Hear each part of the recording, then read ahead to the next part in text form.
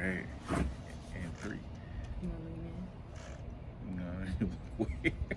Oh, is it rolling? It's rolling. Okay. Yeah. All Hey right. guys, hope that you're having an amazing week so far, weekend so far. Today is Sunday, March 22nd. Um, this is the time where most states are quarantined because of the coronavirus. So just praying for those whose families are being impacted by this, whose jobs may have laid them off, and just anyone who's suffering or just really just being impacted in a negative way from everything that's occurring right now. So today's video, you want to tell what we're talking about? Yes. Today's video is it's pretty intimate. It's about just our journey as being NICU parents. What is it? Neonatal intensive care unit. Yeah. Parents. Having a baby that was born preterm, and just our survival tips. Like, we just kind of thought about 7 survival tips that we felt like were helpful for us to get through it. Right. If there's someone out there, if you have you and your spouse or significant other, if y'all are going through a similar situation, these are things that we kind of leaned on while we were going through the process of being in the NICU. So yeah, that's our disclaimer. This is what we used. Yeah. And some of the things that we observed. Yes. So you want to start and go through? All right. So 7 things that we first of all, give a backstory. Okay. So we had a pretty easy pregnancy for the most part. We didn't have any complications or anything like that. We were not expecting Lily to come early at all. November the 11th. Yeah, November the 11th was her due date. I worked out throughout my entire pregnancy. I stayed pretty active and kept pretty healthy. I think towards the latter end I encountered a little bit of stress through work and things like that, so I think that kind of maybe sent me over the edge. But again, we're not physicians, we're not doctors, so everyone's story is different. This is just our personal experience. Now, she did teach a kickboxing class, which it wasn't the doctor said she can continue to do what she was doing before being pregnant. Was she was always a kickboxing instructor, group exercise instructor. Did that throughout my entire pregnancy. So she did that throughout the entire pregnancy. You did, I guess, it was closer towards the holidays for work and stuff. Yeah, it was that, like so. that. Yeah, it was closer to the holidays, so everything was kind of stressful. But anyway, so what happened was, I'll just kind of give you like a brief overview. The Tuesday, was it September the? We were there a few days before her birthday. So 23rd, Lily, because she was born on the 27th, right? So I'm trying to think what day we went in. Yeah. So yeah, it was about the 23rd, This is 2019. Yeah. So 24th. It was the 24th. Yeah. Okay. It was Tuesday, September the 24th. Woke up that morning, had a little bit of spotting, and we decided to call the nurse that was on call. She said it probably wouldn't be an issue. Like, sometimes that happens, and things like that or whatever, because it wasn't like just anything crazy. But something told me, God told me, it was like, we need to go to the hospital. Just to check in.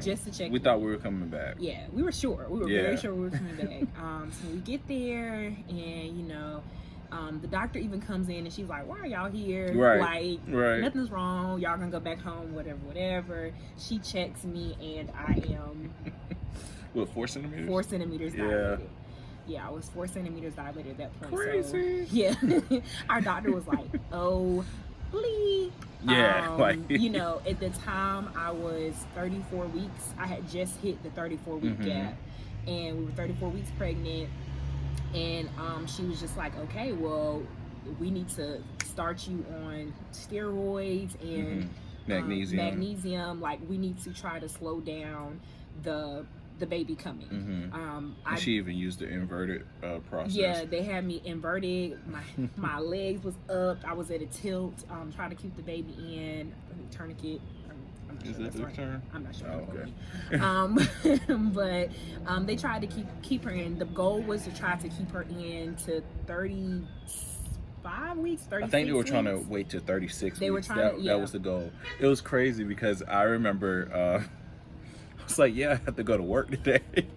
And I was like, we have this meeting, and you know when you work in a area for some, you know, when you finally get a work day where it's like, oh, you guys are going to do team building activities and go in different places, I was pumped. Yeah. I was like, yeah, all right. I was like, can we it was surreal. And even me, the doctor was like, yeah, so you're on bed rest and you're not. I was like, so she's not going to work. She's like, you're not going anywhere, you're gonna have a baby soon. And she told me, she was like, what's wrong with you? No, you're not going to work. I was like, oh, okay. Yeah, I was like, are we going home? Yeah. No, you're staying here. Exactly. Yeah. We were confused. Like, it just wasn't, we weren't expecting it. Happened that quick though. Yeah. It was like, okay, let's go check this out. I'll have enough time to get to work. Yeah. Were you off that day, or did you have to work? I had to you work. had to work that day. To work. And so we were like, okay, we both have to work. We have enough time. No, it just happened like that. And before you know it, day one. I had the slowest labor ever. And I'm guessing that, that was the point to slow it down. It legit took like what, 4 days? It took 4 days. They started me on magnesium and all those things on Tuesday, and she didn't come until Friday. Right. And so like I was having contractions barely, and it was just the slowest process ever. Like it was just like God was like, pause. Similar to what everyone's going through now. I feel like everyone is like, what do we do? This is such a slow process. We're in a standstill. But there was so much glory that came out of that moment that we didn't even realize when we were going through it. So we'll insert. So day 3. It was day 3. I think I have that video. Yeah, it was day 3 that we were in the hospital. We'll insert a clip. It was just emotional, up and down, up and down. Yeah. But let's get into it. So while you're looking up questions, so definitely after she came, it was a totally different experience. I will say that we were not fully prepared because we thought we had more time. Yeah. So, you know, it's September. We're thinking, okay, next month we'll finish getting the bassinet. We had a bassinet. That's all we had. We didn't have. We had a few things. Well, we had clothes. We had clothes and things like that. But as far as like her crib, changing table, her changing table, right? Her our rocker, her car seat, all those. Day 3. We are still in the hospital, the women's hospital, and yes, Lily is playing hide and seek. 6 centimeters dilated. We started at 4. When we first came Tuesday. And heartbeat is strong, contractions, all that good stuff. So yeah, how are you feeling? Just like a man. How are you feeling? Contractions and all that good stuff. Well, I mean, my perspective is probably a little different than yours. I still feel blessed. We had a worship experience last night that was much needed. I think in this moment, God is definitely teaching us that, He's in control. Like, we're looking at all of the blessings that have come out of this experience, because things could have went completely different. But, we're literally just holding on to His promise.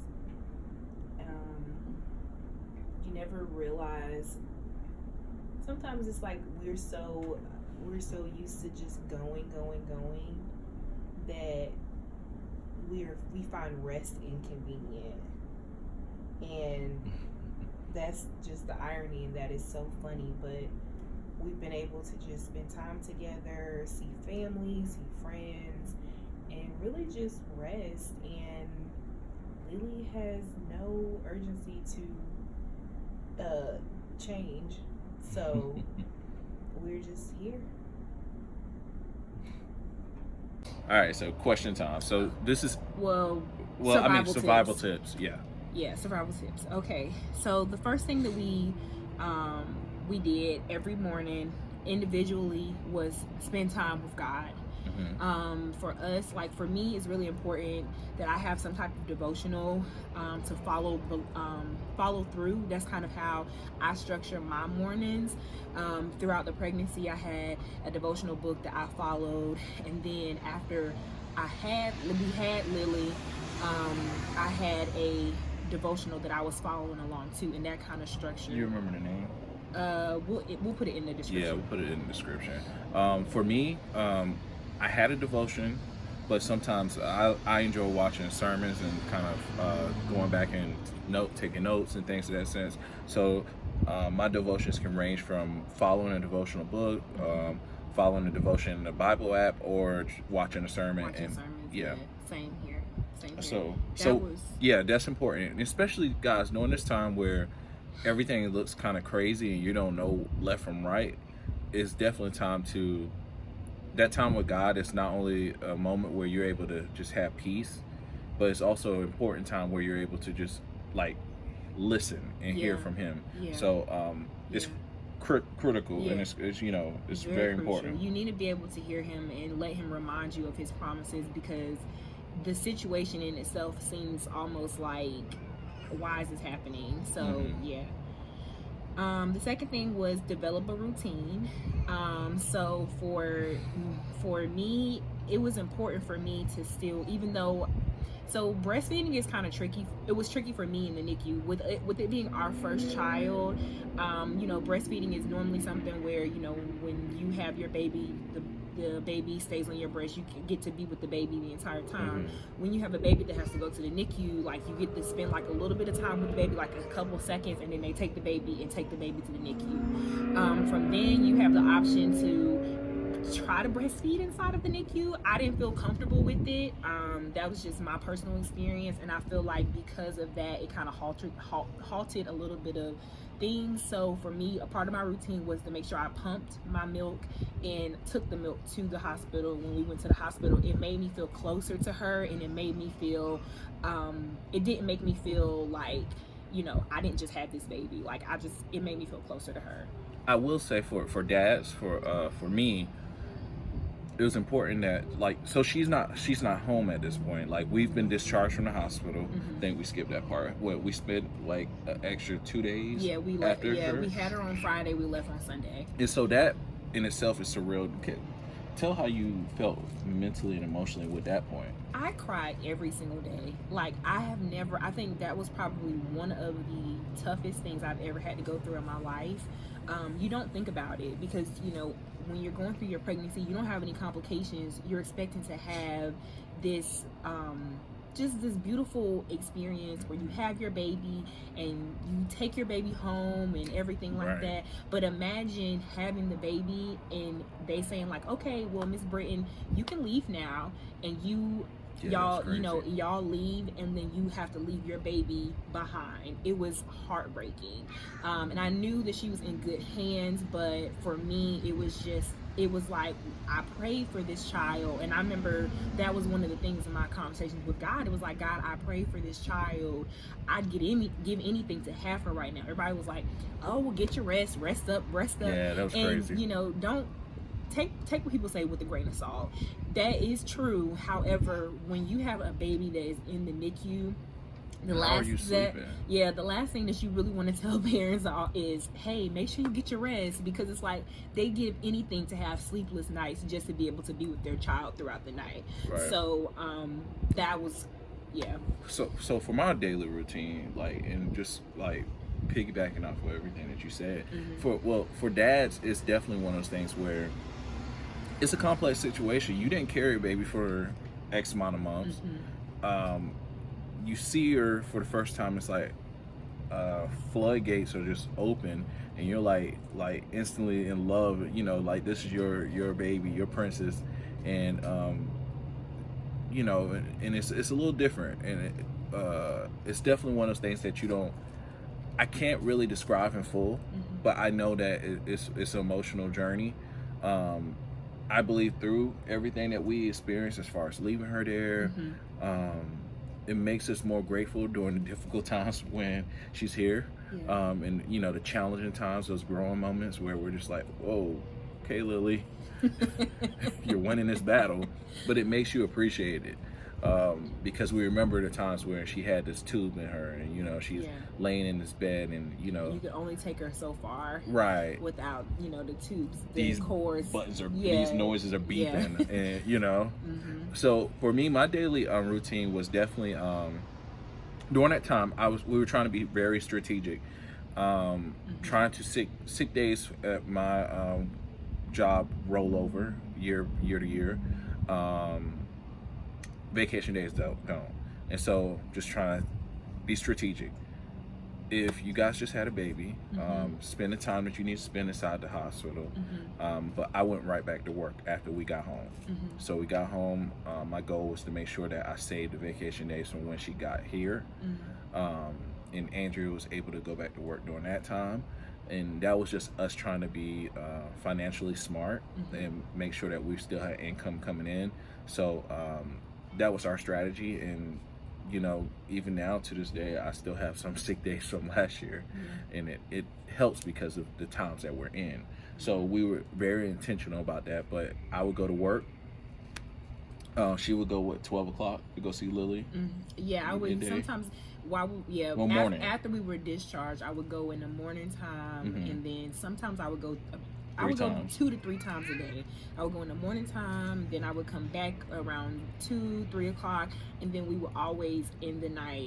With her. With seeing her at night. So we'll go around 11. Yeah, or so. 11. It was pretty. It was pretty late. And the NICU that she was staying in with parents, you could come visit your baby at any time.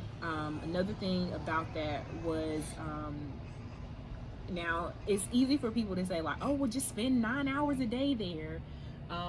You want to make sure that you give yourself some gap to breathe. They get all the other stuff done, too. Yeah, simply because going into the NICU, seeing your baby, plugged up, and you're surrounded with all these other babies, sometimes it can feel kind of daunting. So it was important that we kind of we spent that time with her, but we broke off and really kind of meditated and were in the moment for that, if that makes any sense. But, and don't feel, dads, do not feel guilty if you did go back to work. And don't feel guilty if I always ended my night, no matter how tired. There was times where Andrea would stay home, and I, no matter what, it was a no matter what, because she would already seen her twice or 3 times. I went, and my night was ended with her, and we prayed, spent time just holding her and talking to her, and so that was definitely important. And so just don't. This isn't a time for parents to feel guilty about everything, the mundane things still occurring in life. This is the time to definitely just appreciate the moment and make the most of the moment that you're in. So number 3 is be vulnerable with your spouse. It was an emotional roller coaster. Now, and guys, I'm going to start with the guys. Let's say that your wife just delivered a baby. Her hormones and emotions were everywhere. Chemically speaking, she's just everywhere. In addition to that, she just had to leave her child at a hospital. It's different when, we didn't carry them, and she just spent X amount of months, morning sickness, whatever, your body, hips hurting, back hurting. And she's being told that she has to leave her child that was physically with her literally 24/7 in the hospital. And so it is a crazy time. And so regardless of what, your job is to be a support system and to make sure that you're able to listen and to be sensitive. And I know for us sometimes it's a complex thing to really just gauge that emotion and say, okay, especially when we don't understand it from a physical and the same emotional standpoint. But it's still important for you to be a support system, be a rock, and make sure that you don't have to have all the answers. You just do your best, and you ask, how can I support you? Just making sure that if I can make one thing just a bit easier in your day, that's what my accomplishment and my goal is. And ladies, my advice would be to know that your husband is also hurting. You know, the husband's responsibility is to protect his family and to see his wife coming out of the hospital and to see her hurting, and there's absolutely nothing that he can do about it. That in itself was really, really difficult. The biggest thing that I would say is just to be as transparent as possible, be extremely vulnerable, be extremely open. Like, there were times where I simply just cried on his shoulder. Like, I just sat there and I just cried, and he just held me, and I needed that at that point because I didn't have the words. There were moments where, you know, we both kind of were like, okay, do you want food? Like, we just be open, be vulnerable, and just know that y'all are on the same team in that moment. So big thing. And for most, I'll say just to summarize that, a lot of people check on mom. Make sure you're checking on your husband. No one asks the husband like, hey, are you doing all right? Everything all right mentally? How are you holding up? How are you feeling? So it's important that if no one else is going to ask him, that the wife ask him. Ask him. Just know that y'all are in it together. Number 4, also be transparent with your loved ones. So that they can empathize with you. So during that time, like, it's very different. I'm sure everyone's situation is going to be really different, but my mom, like, our parents were coming, and, you know, they're excited because you just had a baby. But in our family, both of our families, there had never been a preterm baby before in our immediate family. So no one knew what that felt like. So in everyone's joy and happiness, and they're like, okay, we want to see the baby. When it comes to the hospital, we want to see the baby. In the inside, we're like dying because we're like hurt. Like, let us breathe. But you have to be it's a real fine line to balance. It is a fine line, but you also want to be understanding that they're excited for you because you just had this child. So you have to be transparent with them. There was, like, I had, you know, moments where I had to tell my mom, I'm like, you know, I'm not okay. Like, you're asking me a bunch of questions, and I know that you're just excited, but I am not okay. And then she was able to kind of, like, see me, like, in that space and be like, okay, what can I do? How can I support you in that? One thing I would suggest this time, or what I would suggest, we didn't necessarily go speak to anyone professionally. We should have. I think that it's kind of a traumatic experience, and I would suggest speaking to like a professional. So what we got next? Do things daily for the baby. So something really cool, I guess a part of our routine was like, well, part of me for moms, I would wash her clothes. So in the NICU, when she got to the point where we would they would let her wear her preemie clothes, I would wash them for her, bring them back.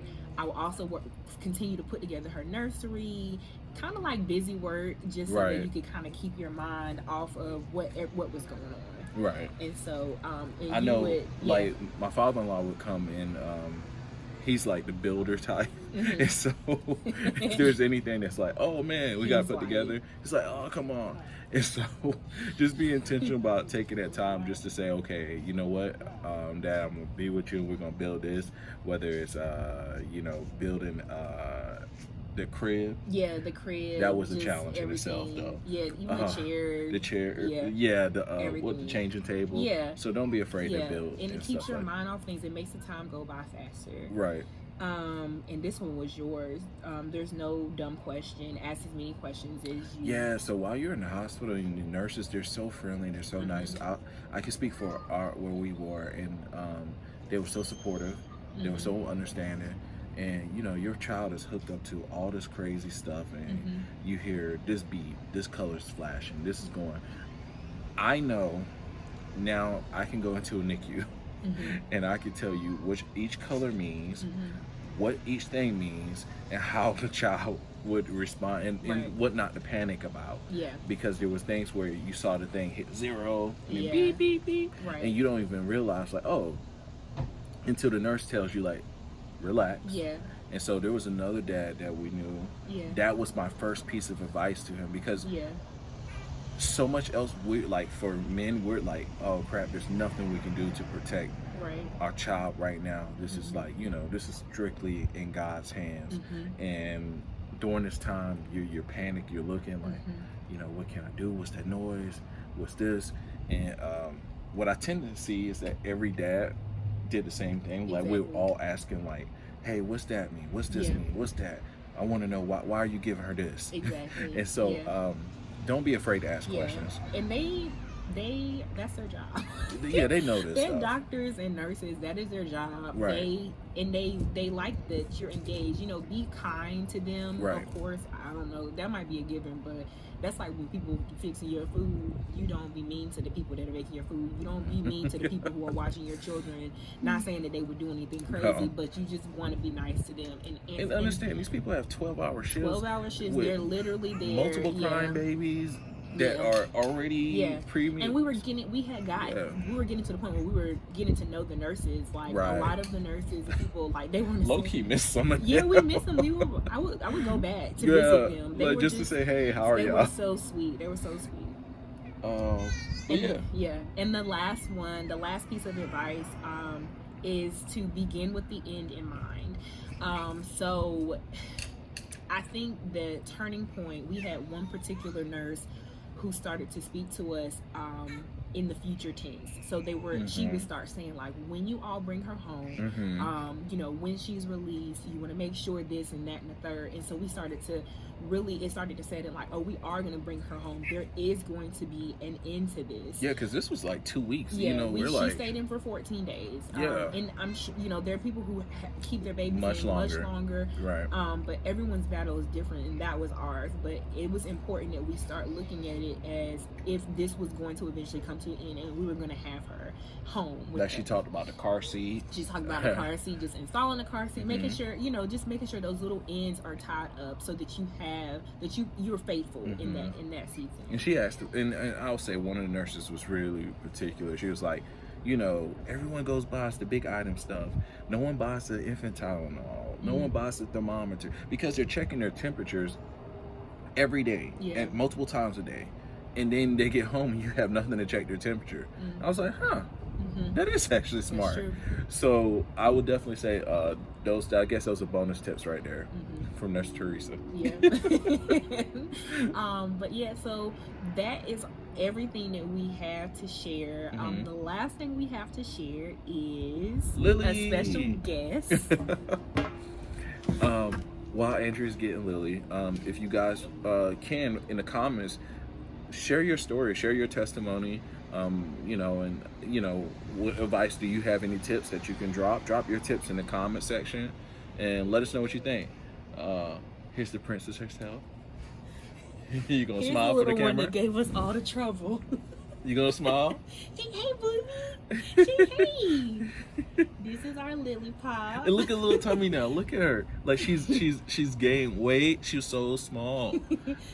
She was 5 pounds 2 ounces. Well, and then she went down to about 4 and some change, or 4 even, I think. Yeah. And she's over. I know for a fact she's over 10 since our last appointment. Yeah, she is about 6 months. She's almost 6 months. So this is our princess. You gonna smile at the camera? So she was all worth it. Smile at the camera. Yeah, she was definitely worth it. Definitely changed our life for the better. Definitely has made me softer as a day. Like, I'm so emotional now. Yes, you got me emotional.